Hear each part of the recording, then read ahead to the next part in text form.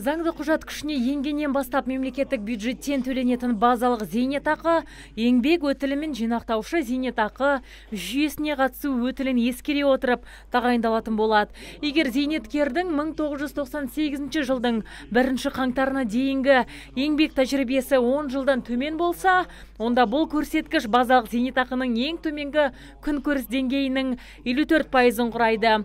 Яғни бұл төлем 14.416 теңгеге тең.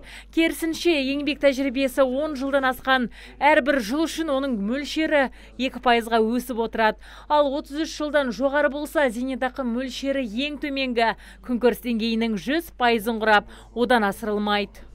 Бұл жерде көңіл бөлінетін басты мәселе зейнет ақы қорына түсіп жатқан әрбір жарнаны қадағалап отыру, былайша айтқанда. Өйткені әр түскен жарна азаматтарымыздың 1 айлық еңбек өтілі болып есептелінеді. Бұдан бөлек ендігі жылы 2018 жылдың 1 қаңтарынан бастап зейнетақы қорынан да жиналған жинақтарын алудың жолы да өзгерейін деп отыр.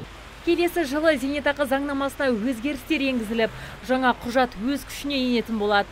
2018 жылдың 1 қаңтарынан бастап нәзік жандардың зейнетке шығу жасы 6 айға ұлғаяды. Тіпті бұл үрдіс жүйелі түрде жыл сайын іске асатын болады. 1960 жылғы 1 қаңтар менен 1960 жылғы 30 маусымда туылған азаматтарымыздың барлығы, азаматшаларымыз ендігі жылдан бастап 58,5 жаста зейнеткерлік жасына шығатын болады.